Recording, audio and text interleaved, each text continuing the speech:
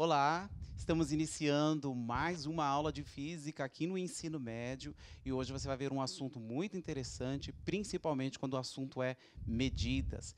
Saber exatamente o que está se medindo depende de você conhecer a grandeza física em questão. Eu vou estar aqui mediando para vocês, conferindo as suas respostas e passando para a professora Carol, que vai ser quem vai guiar essa aula para vocês, tá ok? Mas conte comigo aqui. Oi, boa tarde a todos.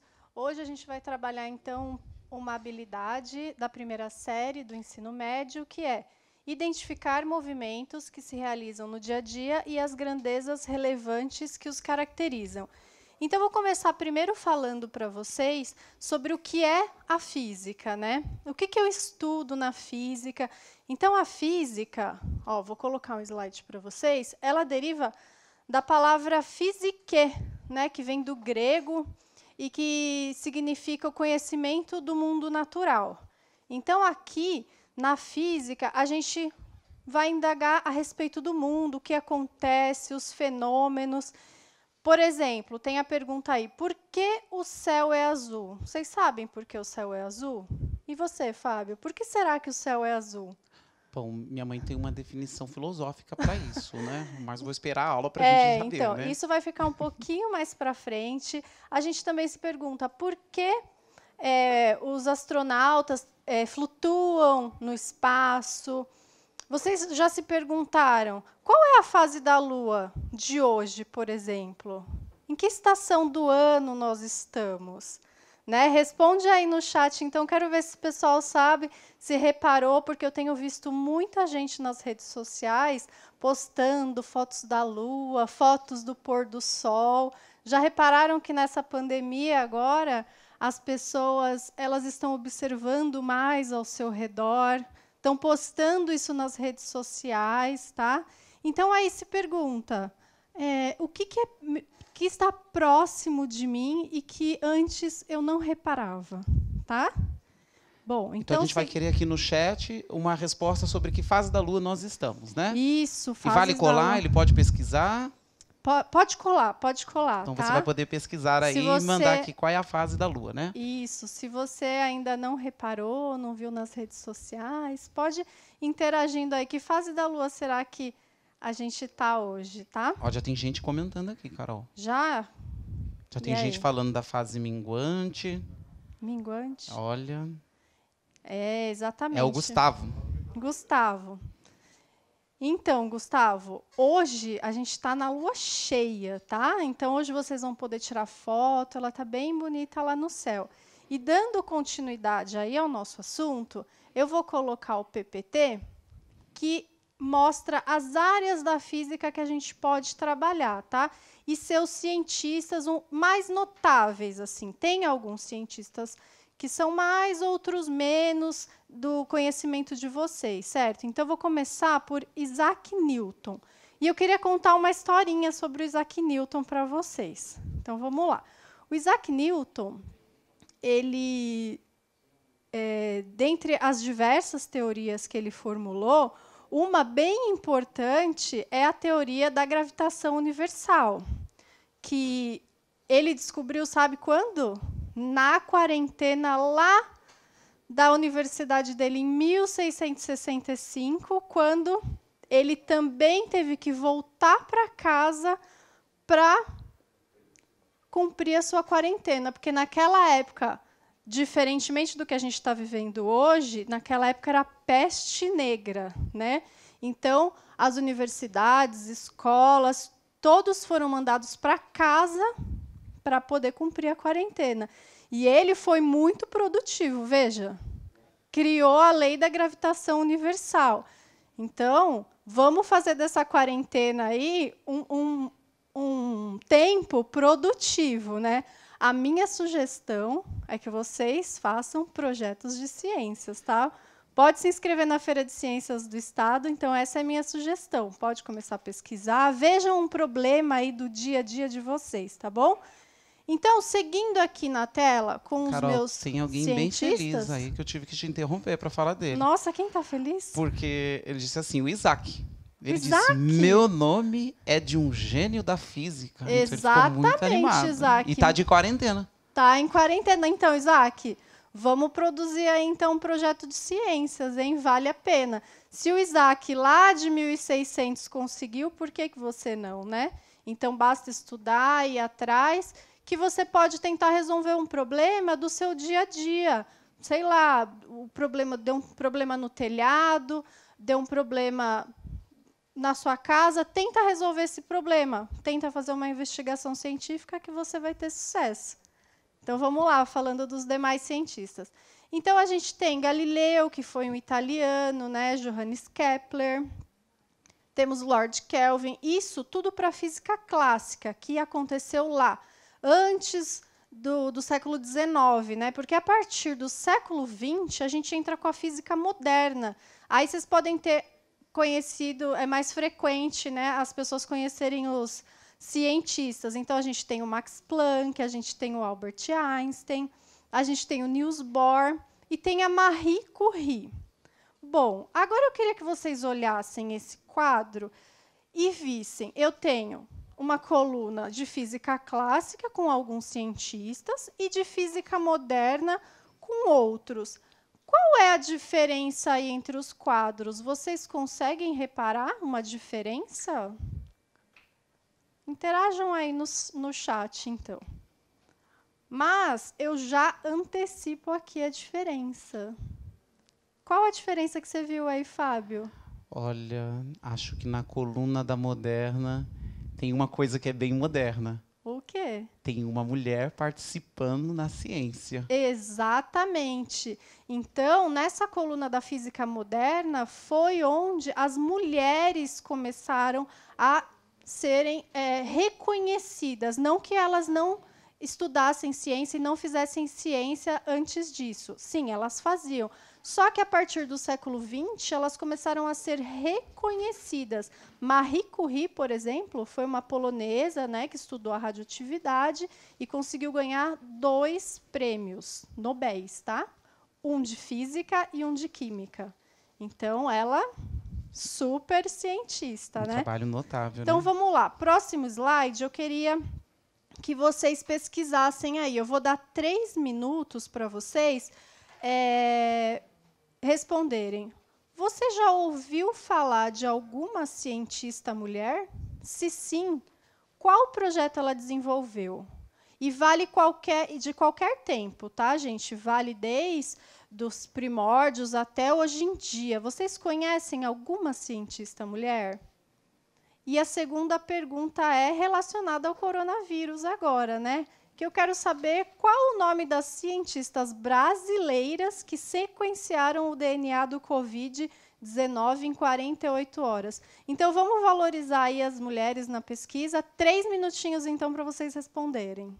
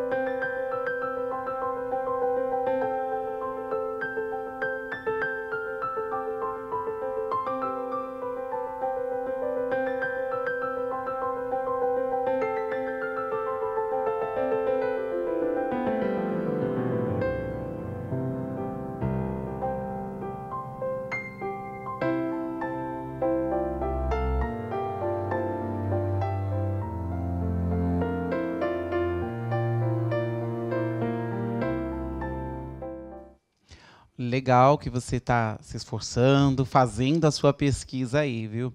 E eu fiquei muito contente de ver aqui que a Giovana disse que está empolgada porque ela reconheceu o assunto. Então vocês estão pesquisando, né? Talvez aí quem teve acesso à internet conseguiu ir um pouco mais rápido, quem teve aí o livro didático conseguiu fazer as suas consultas para verificar aí, né? Mas bom que vocês estão empolgados, que vocês estão pesquisando, mas eu acho que a informação de quem pesquisou, sequenciou o código do DNA do Covid-19, né, do vírus responsável pela Covid-19, ainda não chegou aqui. E, Carol, eu acho que o pessoal não conseguiu encontrar, né? Será que é porque não está nos livros ainda? Ixi, eu vou ajudar então um pouquinho, tá bom? Porque é uma informação bem nova, né? A gente está vivendo isso, pode ser que o pessoal ainda não teve acesso. Mas, na primeira pergunta, é se você conhece alguma. Eu destaquei duas que eu conheço, né? Uma é a médica, né? Professora Nise da Silveira, que ela trabalhou com a área psiquiátrica, né? Então, ela ajudou a melhorar um pouco os procedimentos de tratamento desses pacientes psiquiátricos no Brasil. Então, foi um grande avanço, né? Porque antes eles eram um pouco maltratados, e ela resolveu fazer com que esses pacientes produzissem arte como tratamento. Então, ela é uma grande cientista brasileira. E outra, vou falar uma mais moderna, tá? Que está atuando ainda, que até anotei o nome dela aqui, ó, é Marcele Soares Santos. Ela é uma astrônoma, trabalha pesquisando ondas gravitacionais e hoje está lá nos Estados Unidos, trabalhando, desenvolvendo ondas gravitacionais, certo? Então, essas aí são os destaques das mulheres na ciência, certo? E dando continuidade, vou falar para vocês um pouquinho das áreas que a gente vai estudar no ensino médio, tá? Então, a gente vai estudar para a primeira série do ensino médio, mecânica e astronomia, para a segunda, termologia e ondulatória, e para a terceira, eletromagnetismo e física moderna. Para a primeira série, então, vocês encontram esse quadro, inclusive, no material, no guia de transição do professor e no caderno de atividades do aluno, tá? Então, ele pergunta aí sobre mecânica. Então, a mecânica eu consigo dividi-la nessas três partes, em cinemática, dinâmica e estática, tá? Então, o que a cinemática estuda? Então, a cinemática ela estuda o movimento dos corpos sem levar em consideração as causas do movimento. Já a dinâmica, ela é a área da mecânica que estuda os movimentos e as suas causas, tá bom? E a estática é aquela que estuda os corpos que não se movem, ou seja, eles estão em equilíbrio, tá? E agora eu vou falar um pouquinho para vocês sobre movimento, tá? Então, a gente constantemente está em movimento, as coisas estão em movimento. Eu fiz um recorte aqui na nossa aula para a gente falar dos movimentos na área do esporte, tá? Vou falar de alguns esportes que eu acredito que vocês conheçam, que é o primeiro. Deixa eu voltar pronto. Que é o basquete, certo? Então, no basquete, eu tenho passe, eu tenho arremesso, tá? E mas o que isso tem a ver com a física? O que o esporte tem a ver com a física? Então, mesmo porque eu sou físico e eu não sou muito bom de esportes, viu? Então é bom explicar, né? Tá vendo? Então, mas o que a física tem a ver com o esporte? Por exemplo, se no basquete eu tenho que realizar um arremesso, eu quero fazer uma cesta, eu tenho que calcular a minha força, certo? Eu não posso jogar de qualquer jeito para você, porque será que a força que eu apliquei vai ser suficientemente forte para que a bola chegue até você, que está jogando junto comigo? E na hora que eu quero fazer uma cesta, será que eu tenho que calcular o ângulo? Né? Não dá para jogar a bola para cima para fazer a cesta, então eu tenho que fazer um cálculo de um ângulo no basquete, certo? Assim também acontece com a natação. Então, a natação envolve velocidade, resistência. Então, imagina um nadador lá fazendo força, tentando lutar contra a resistência da água, certo? Então, também temos física aí. E, para finalizar, o atletismo, tá? Então, vejam aí, coloquei fotos de mulheres de novo, né? Então, correndo, então tem que ter o comprimento das passadas, a velocidade, a aceleração que essas atletas têm, certo? Então, tudo aí envolve a física. E com Bom, certeza, né, Carol? Porque talvez o aluno pense assim, ah, mas quando eu estou fazendo essas coisas, eu não penso nisso, né? Mas a física, ela auxilia o melhor desenvolvimento do esporte, né? Por isso que talvez na natação profissional, o tipo de tecido que é feito a roupa, o tipo de roupa, né? Até o formato dos calçados, são tudo graças aos estudos, né? Que permitiram conhecer essas dinâmicas das coisas, né? isso, perfeito, Fábio. Então, hoje tem muita gente estudando para melhorar o desempenho dos atletas, estudando física, certo? Então, na física, a gente tem 2 tipos de grandezas, tá? Vou mostrar aí no slide para vocês. A gente tem as grandezas vetoriais, que elas dependem de um módulo, direção, que é horizontal e vertical, e sentido, que é esquerda e direita. E temos também as grandezas escalares. Essas só dependem de um valor numérico. Ah, tá. E qual o exemplo, então, que eu posso dar de uma grandeza vetorial? Por exemplo, a velocidade ou aceleração. Eu tenho que dizer para que sentido eu vou. Se eu estiver viajando, eu falo assim, Fábio, eu quero ir para o litoral final de semana. Na rodovia, eu vou pegar o sentido da direita ou da esquerda? Né? Eu quero ir para o litoral. Então, importa, nas grandezas escalares, importa, sim, a direção, o sentido e o módulo. Se eu falar para vocês, olha, eu quero ir para a praia, mas e se eu pegar o sentido do interior? Vou parar no interior, certo? Já as grandezas escalares, não. Elas precisam somente de um valor numérico. Se eu, por exemplo, perguntar para você, qual a sua temperatura hoje? Eu vou dizer 36,5 a minha. Eu vou precisar dizer se é a esquerda ou a direita? Não. Se eu perguntar, Fábio, que horas são? Eu vou precisar dizer se é para cima, para horizontal ou para vertical? Não, né? Então, temos esses 2 tipos de grandezas. Dentro das grandezas, eu vou exemplificar aí para vocês no slide. Ó, nós temos a distância, tá? O tempo, a massa, a força, a temperatura. Então, isso tudo, a intensidade de corrente elétrica, isso tudo é grandeza. E essas grandezas, para a física, elas precisam vir acompanhadas de uma unidade, tá? Então, as unidades para a física e para os estudiosos, elas precisam estar relacionadas ao sistema internacional, tá? Que é quando todo mundo fala a mesma língua. Então, a massa no sistema internacional, eu vou medir sempre em metros. O tempo, em segundos. A massa, em quilograma. A força, em newton. A temperatura, em Kelvin. E a intensidade elétrica, em amperes. Só que aí eu te pergunto, será que no nosso dia a dia tudo está dentro do Sistema Internacional de Unidades, Fábio? Olha, por exemplo, você mencionou ali que temperatura é medida em Kelvin.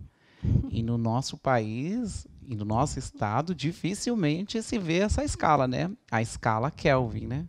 Nós usamos outra, né? Exatamente. Então, a gente tem escalas que são usuais, tá? Então, a temperatura é uma delas. Então, para a ciência, nós temos que trabalhar em Kelvin.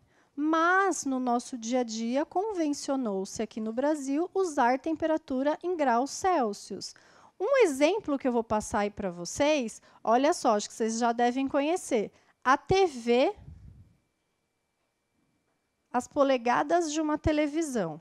Então, olha só, eu costumo dizer assim, quantos metros tem a sua televisão, Fábio? Não, eu pelo menos desconheço alguém que compra TV pensando assim.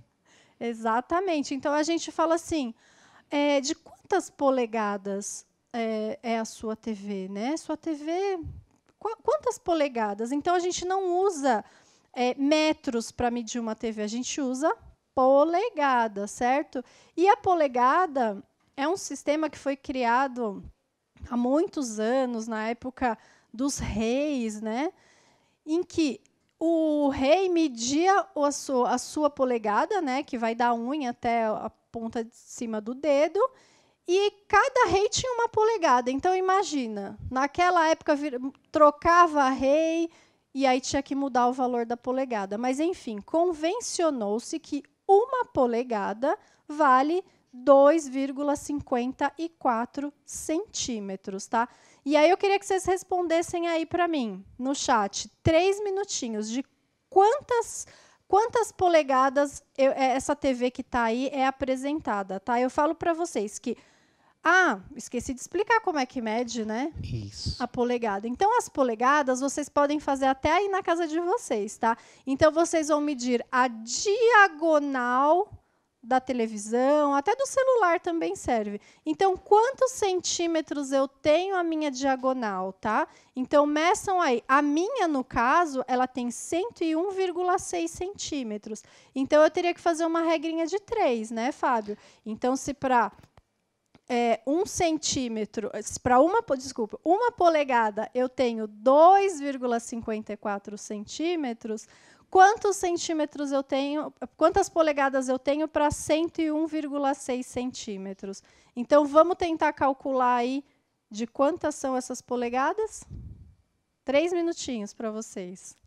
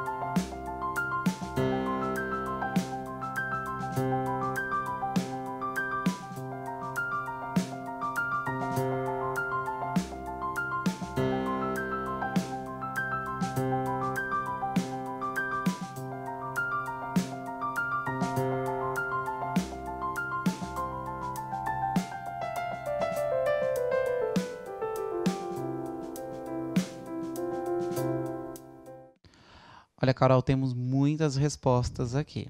Ai, que bom. Eu vou te falar algumas, né? Aí você depois diz quem que dá certo aqui. Tá. Tá ok? Olha, o João Pedro, Leandro, Luiz Felipe falaram que é 40 polegadas. 40 polegadas. É.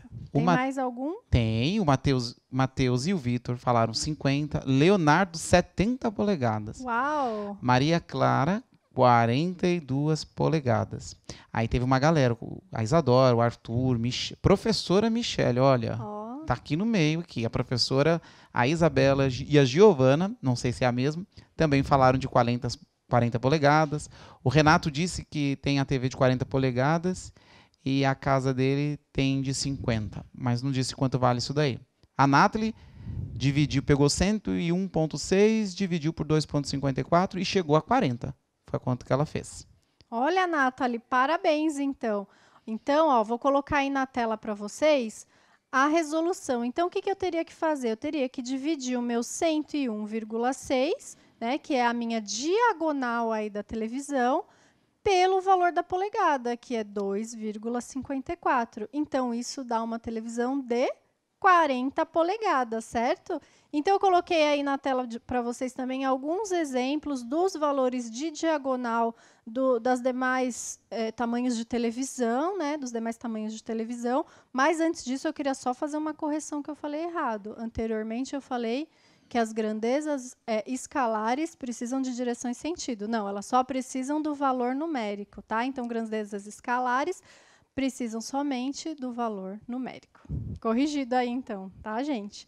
Bom, prosseguindo, tá, a gente já falou que nós temos o sistema internacional, que é aquele onde a gente trabalha na física, no meio científico. Já falamos das medidas usuais, que são aquelas que a gente tem em cada país, né, que não estão no sistema, mas a gente consegue fazer a conversão. Mas, quando a gente trata de mecânica, uma conversão importante que a gente tem a fazer é sempre converter, olha só aqui na tela, quilômetros por hora para metros por segundo. A gente tem um fator de conversão que é o 3,6. Aí eu pergunto, no dia a dia, como a gente calcula a nossa velocidade? Se a gente está andando de ônibus, de carro, como a gente calcula no nosso dia a dia, Fábio? Como você calcula? Bom, olha, pelo menos as placas da cidade, o velocímetro do carro, todos eles estão indicando algo em quilômetros por hora, né? Exatamente. Eu não vejo marcação em metros por segundo por aqui, né? Isso, exatamente.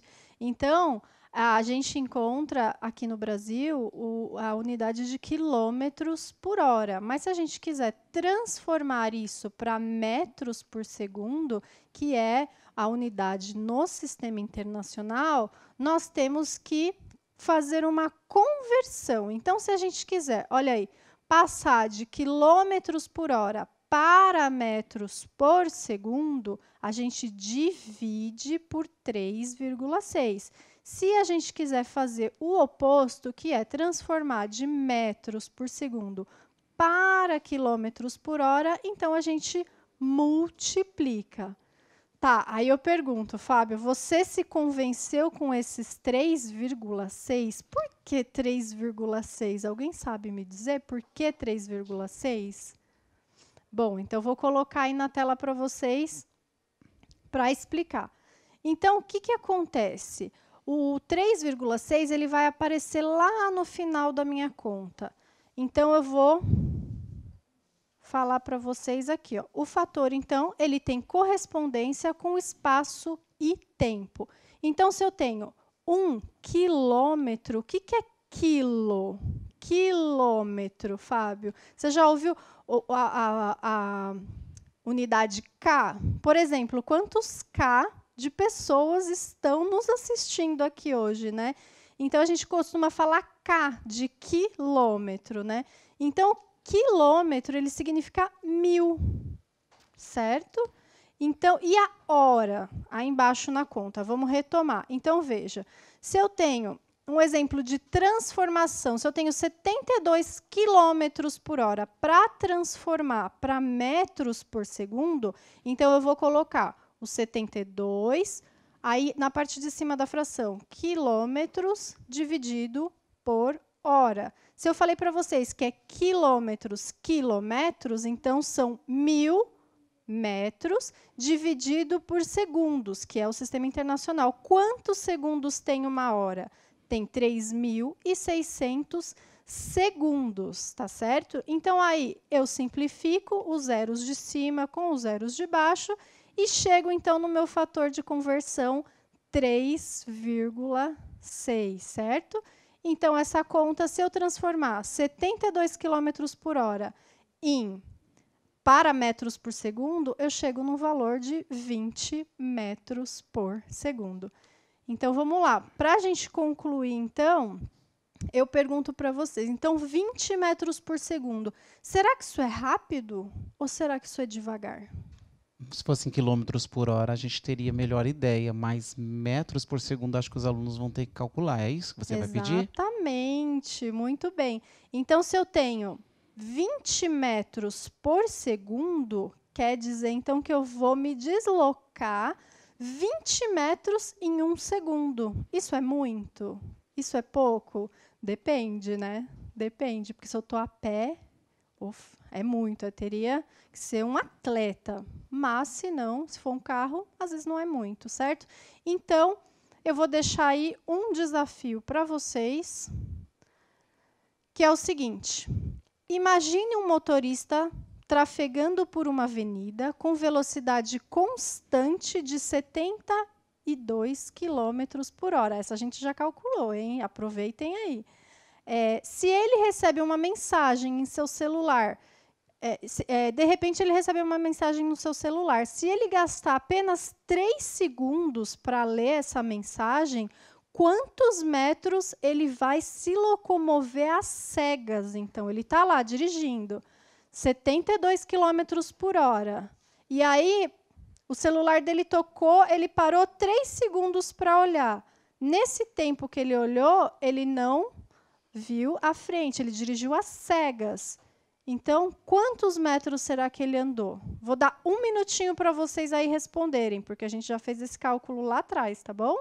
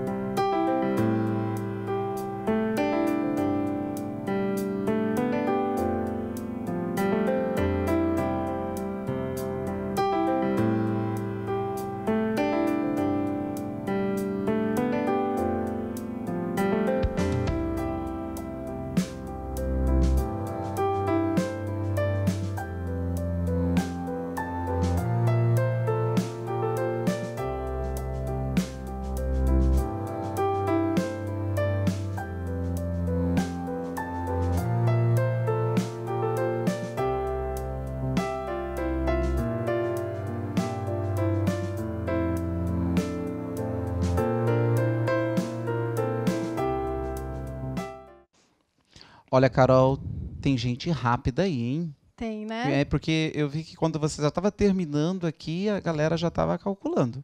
Porque, olha, o Vitor, o Francisco, o Ander, o Gabriela, Luigi, Gabriela, Arthur, Daniele, Kaique, eles falaram 60 metros. Escreveram, né? Nossa, Se eles falaram, eu não sei, né? Porque essa então, distância... corretíssimo. Tem mais gente, ó, o William. O William, ele disse assim, ele vai se locomover 60 metros às cegas. E teve a Vitória e a Lívia que acharam que é 24. E aí? Quem é que está certo? Teve o Richard comentou aqui, ó, ele pode bater o carro, pois não se usa celular no volante. Ó, bem lembrado, hein? Muito bem. Como que é o nome dele? É o Richard. Richard, muito bem, então. Então, isso fica aí o alerta para a gente respeitar as leis de trânsito, certo? Então, a resposta correta é 60 metros de deslocamento. Então, o que vai acontecer? Imagina, a gente pensa, é só uma olhadinha no celular, né? Só ali, eu vou só ver o que está acontecendo, e você se desloca 60 metros. Então, veja o perigo disso. Então, fica aí o meu alerta, o alerta do Fábio e do Richard, sobre como... sobre respeitar as leis de trânsito, certo?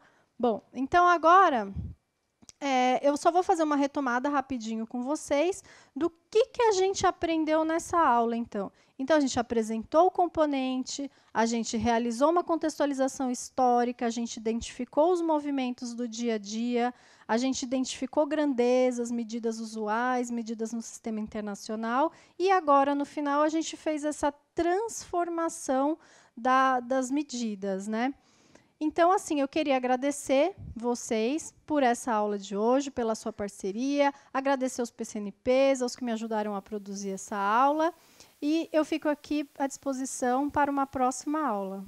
Obrigado também, Carol, pelo convite. Obrigado vocês aí por participarem também aqui no chat, tá bom? Foi muito bom ver a interação de vocês respondendo, escrevendo. Isso demandou bastante cálculo aí, né? E bastante atenção ao que já estava sendo explicado aqui. Eu acho que eles merecem um parabéns, não merece, Carol? Claro, merece um parabéns. E para as próximas aulas, então, a gente vai estudar um pouquinho mais aprofundado a velocidade, a aceleração para o primeiro ano. Aí a gente aguarda vocês, então, numa próxima aula, certo? Ok, então. Até logo, então, Até mais. gente. Tchau, tchau.